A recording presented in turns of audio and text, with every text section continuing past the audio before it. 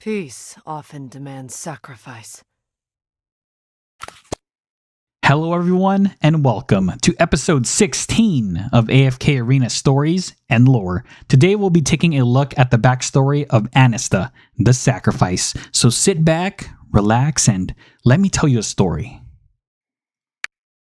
The Maulers had not yet fallen into internecine conflict when Brutus was young, and most of his rare memories of stability during childhood are from this time. Back then, the Mauler chieftain still enjoyed a semblance of respect and authority, despite generations of depravity bringing the Maulers ever closer to ruin.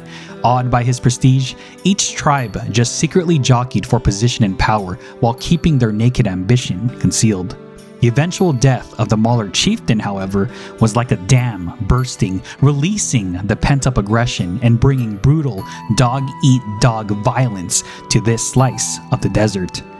Falcon, centaurs, bearfolk all finally showed their fangs as territory, resources, and even persons all became fair game for plunder. The Maulers thus fell into decades of savage strife, the more powerful tribes massacring and annexing the weaker ones with impunity. Every day, tribes of all sizes simply vanished from this desolate, barren land. The innumerable tribes which had once formed the mighty Maulers together now became the architects of their own disintegration.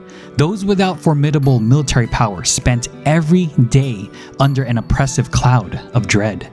They hoped against hope that a mighty hero would appear and claim the throne of the Mauler chieftain, thus ending the wearying years of bloodshed. The Bloodclaw at the time, Anasta, was particularly conspicuous. In turbulent times, pure power is inextricably linked with status, and her prowess hadn't earned her the highest honor a Mauler could receive from the former Bloodclaw for nothing. Anasta had the power to change the course of events in the desert, not only from her fearsome combat skills, but also because of the immense support she enjoyed from her followers. The Bloodclaw is the most exalted among Maulers. Anasta's proclamation won her many admirers, of whom Brutus was one. He viewed Anasta as the epitome of a true warrior and underwent harsh training to be able to join her forces. He was eventually accepted as her proud disciple, thanks to his outstanding fighting instincts and iron will. Like her other devotees, Brutus firmly believed that Anasta would inevitably be elevated to the highest station, returning the Maulers to the golden, unified age of the previous Mauler chieftain. As expected, Anasta led her courageous and battle-hardened crew to victory after victory, claiming back the fragmented territories of the Maulers with each success. The weaker tribes, eager for protection, were the first to bend their knee, while those who opposed her relentless march were spared no mercy. The tribe chiefs were subjugated one by one and compelled to sign treaties of alliance. Even the infamous Quicksand Clause feared the approach of Anasta's battle standard and sought to avoid conflict. It was not all smooth sailing, however. Over the years, the balance of power amongst the tribes of the Scorched Expanse had changed. The stronger tribes were always annexing the weaker ones, while others were seeking to become more relevant by amassing troops. Pitched battles were vicious, with no side willing to admit defeat. They were so stubborn and proud that they would have a Pyrrhic victory or none at all. To make things worse, in recent years, a young falcon by the name of Skiriath had been making a name for himself. After the Bloodguard threw their support behind him, it was clear that this young upstart could actually pose a threat. This fear was proved well-founded as, after only a few more short years, he had firmly established himself as a serious rival to Anasta. For her part, Anasta ventured out of her camp less and less. Brutus spied her more than once lingering in her tent, head bowed over a military map, lost in contemplation. One day, Skiriath himself appeared in the middle of a sandstorm, claiming he had an important matter to discuss with the Bloodclaw.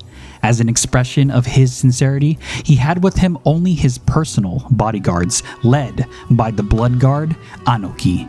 Brutus viewed Skirioth's visit as a provocation and was about to attack in rage before Anasta waved him off. She ordered everyone else to leave before taking Skirioth alone into her tent.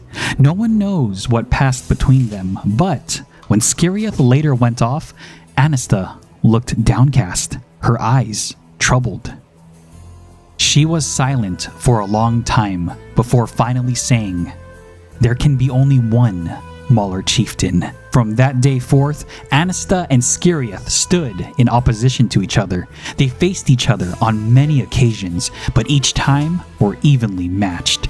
Anasta became gradually more secluded, as if she was planning something, and occasionally unknown characters would disappear into her tent for secret discussions. All the different factions of the desert watched this cold war intently, fully aware that one of the two would become the next chieftain. It was not long before Skirioth made the first move.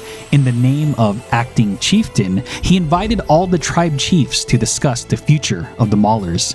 Anasta was invited, naturally, and held her usual training with Brutus the evening before her departure.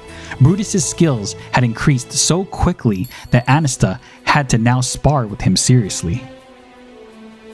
As the fight concluded, Anasta's voice echoed around the camp, carried on the wind. "Remember, Brutus, warriors never stop fighting.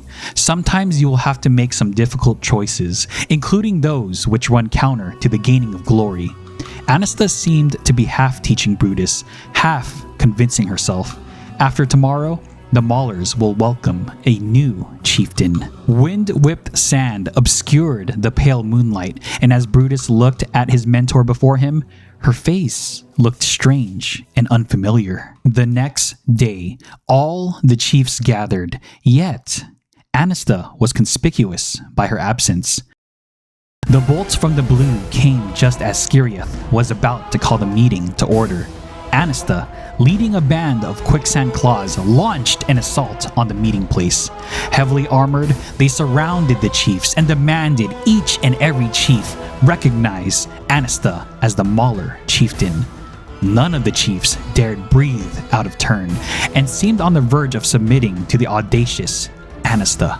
All at once, chaos erupted as a small squad led by Brutus broke through the encircling quicksand claws. Not long ago, Brutus had accidentally uncovered evidence in Anasta's tent of collusion with the quicksand claws, a secret message from the Lightbearer nobility. They had been secretly funding the quicksand claws in an effort to provoke and exacerbate Mauler civil conflict. The rise of Skirioth was a threat, so they decided to aid his opponent, Anasta, in seizing power. Brutus couldn't believe that his respected mentor could betray the warrior code and become a light-bearer bootlicker, stooping so low as to use such base tactics to seize power. The stakes were too high, however, so he secretly assembled a small team of those he trusted most, just in case the unthinkable should come to pass. The plot was thus uncovered, and the crowd was understandably furious. If Anasta's scheme had prevailed, the Maulers would have been reduced to nothing but the Lightbearer's puppets. The chieftains, disregarding the knives held at their throats, rose as one in revolt as the totally fearless Skirioth led the fight. Those encircled by the quicksand claws attacked from within, Brutus and his team from without, and together they forced the bandits to retreat. Anasta, seeing that the tide had turned, didn't waste any more lives on the vain fight. She, together with the remnants of the quicksand claws, abandoned the battle and tried to escape. Brutus gave chase by himself, adamant about getting an explanation from his mentor. All he knew, however, had been learned from Anasta. He was never able to best her before, and this time was no exception. He could only watch helplessly as this traitor, his former idol, disappeared into the desert and demand angrily, "Why?" For Mauler unity Someone must make sacrifices. Anasta's voice came from the shadows. He could barely make her out before she took one more step forward and completely disappeared into the darkness.